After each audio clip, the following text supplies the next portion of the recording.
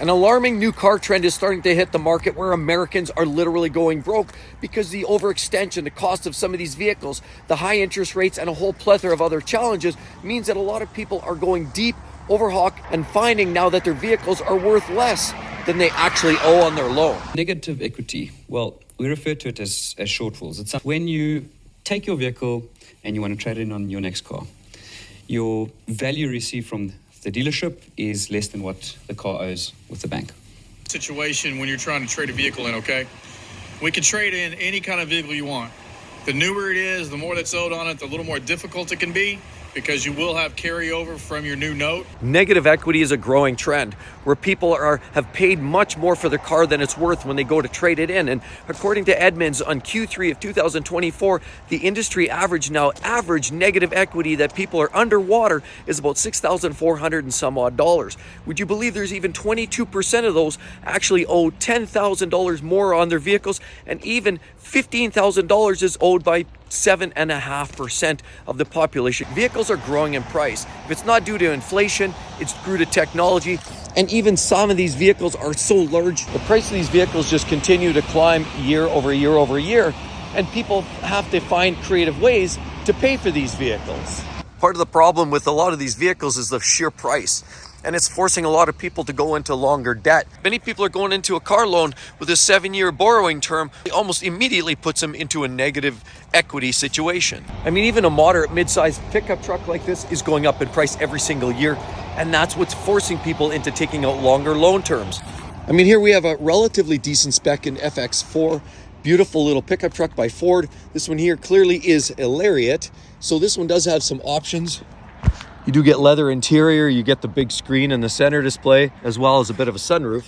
This is a great looking vehicle, but how much is the sticker on this Lariat F-150? Well, it looks like it's $89,990. $90,000, plus you put on the extras, put on some floor mats and mud guards and a paint protection film, and you're out the door with taxes over $100,000. And yet sales continue on, and people continue buying these expensive cars, trucks, SUVs, which add to the consumer debt that we're talking: credit cards, student loans, personal loans, mortgages, and everything just continues to take a toll on the American buyer. Cars and trucks, we know, are one of the largest investments that people spend in their lifetime, and that's having a major impact on the affordability crisis that many Americans and Canadians are experiencing. And a lot of buyers are succumbing to incentives. Like we're seeing Nissan is down in 2024 by 99% of their profits because of all of the incentives they're throwing at customers.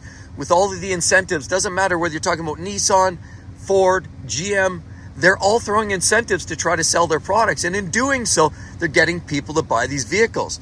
A lot of these incentives aren't even that aggressive, and people are still buying. Now, a big part of the problem was back in 2021, 2022, people were overpaying. In a lot of cases, for popular models, people were paying way over MSRP, and a lot of manufacturers were taking people for a ride, throwing 10, 20% on top of MSRP for popular models.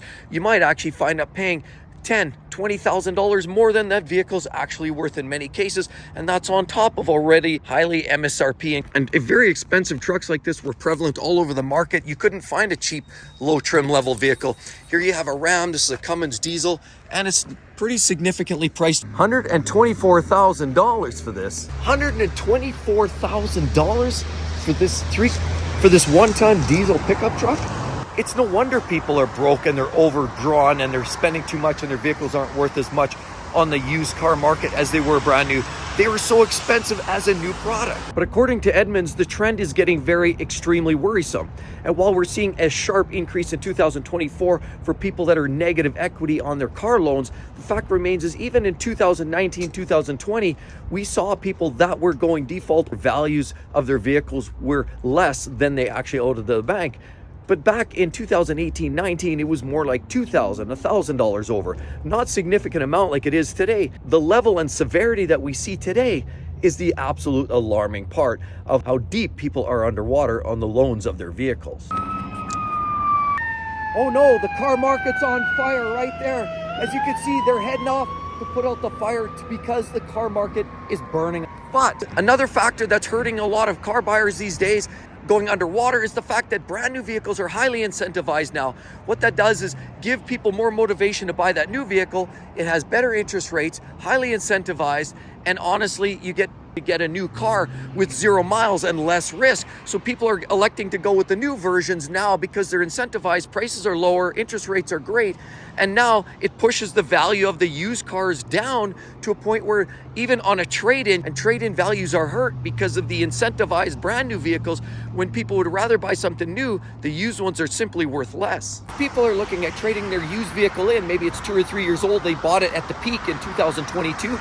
Now they're finding that their values of their vehicles are depreciated, undervalued, and certainly with the competition from the new values and the new product lines being pushed down due to incentives, their car is simply worth a lot less than they thought it was. Hence, people are underwater and actually carry negative equity. So one of the major reasons people are getting in negative equity or in underwater in a lot of their vehicles are the sheer high price of these vehicles. I already just showed you how the price of some of these full-size trucks, SUVs, cars are getting out of control.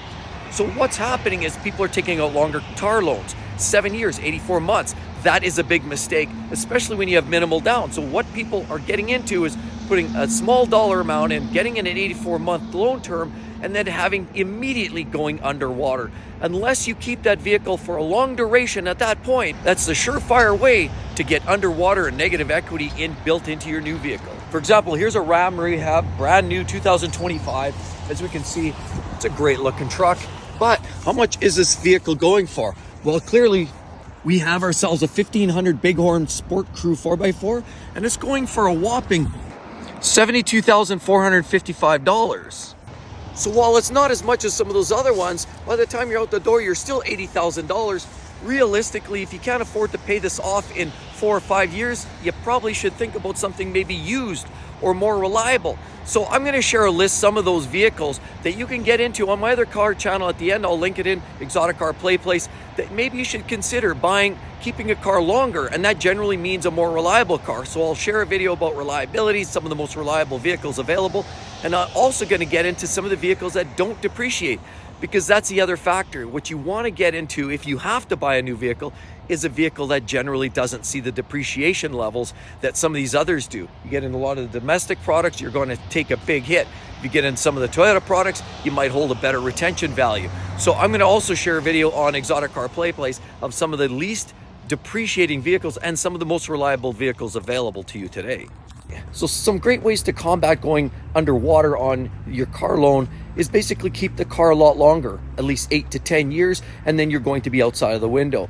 Hopefully, if you're going to buy a car that you're going to keep that long, ideally you want to buy something that's going to be reliable.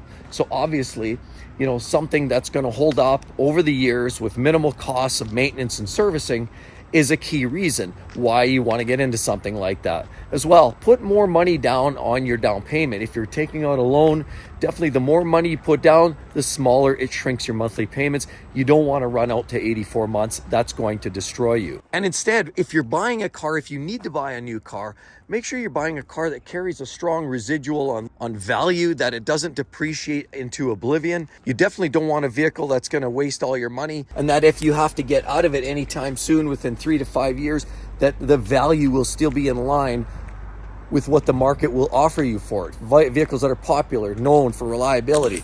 Vehicles like Toyota, the Camry, infamous Camry, will always hold a strong value. So vehicles like this are always good to buy. If you're worried about going underwater, these will potentially help you out. But as I said, almost 25% of the population and currently in loans are at least $10,000 underwater. And that leaves us wondering if we're almost in an epidemic proportion. People are in consumer debt up to their eyeballs, credit card debt, student loan. People are underwater. And when this all comes to a halt and a crash, it's going to be absolutely devastating to the entire economy. So if you want to do your part, save yourself some money and prevent the fact of going underwater. And if you need it to trade in, you're going to maintain your value. Definitely check out those videos for long-term on ECPP, long-term ownership, vehicles that are clearly worth it from a reliability standpoint, and as well as those ones that won't lose a ton of money and they depreciate the least. Hope to see each and every one in the next one. See you real soon. Bye-bye.